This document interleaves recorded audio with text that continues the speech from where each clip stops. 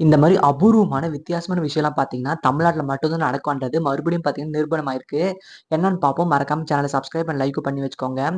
நேத்து பார்த்தீங்கன்னா, முதல்வர் விஜய் பார்த்தீங்கன்னா, ஏடிஎம்கே இன்ட்ரோடியூஸ் பண்ண அம்மா உணவகத்த பார்த்தீங்கன்னா, சீரமைக்க சொல்லி பார்த்தீங்கன்னா, ஆர்டர் பாஸ் பண்ணியிருந்தாங்க.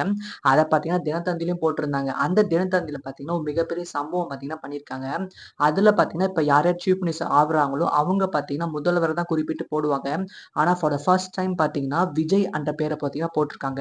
இதே பார்த்தீங்கன்னா, last chief minister Stalin sir இருப்பாங்கல்ல, அவங்க பார்த்தீங்கன்னா, ஆயிருந்தா முதல்வர் ஸ்டாலின் தானே போட்டிருப்பாங்க. இதுல பார்த்தீங்கன்னா, வெறும் விஜய் மாதிரியே போட்டிருக்காங்க. அதுக்கான அந்த பதவிக்கான ரெஸ்பெக்ட்டோட பார்த்தீங்கன்னா, குடுக்கறதில்ல தான் இப்ப ஆன்லைன்ல பார்த்தீங்கன்னா போயிட்டுருக்கு. இத பத்தி நெறைய பேர் கண்டனம் கூட தெரிவிச்சிருக்காங்க. இத பத்தி உங்களோட கருத்த மறக்காம கமெண்ட் செக்ஷன்ல போடுங்க. சில நியூஸ் சேனல்ஸ் பார்த்தீங்கன்னா, இந்த மாரி தான் பார்த்தீங்கன்னா போட்டுட்டு இருக்காங்க. வெறும் விஜய பார்த்தீங்கன்னா குறிப்பிட்றாங்க.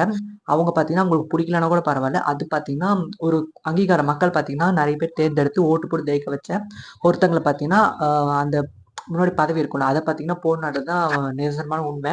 இதுவரைக்கும் தமிழ்நாட்டுல பார்த்தீங்கன்னா, இந்த மாரி அபூர்வமான விஷயம் நடந்திருக்கான்றத மறக்காம கமெண்ட் செக்ஷன்ல போடுங்க. மறுபடியும் அடுத்த வீடியோல சந்திக்கலாம். பாய்.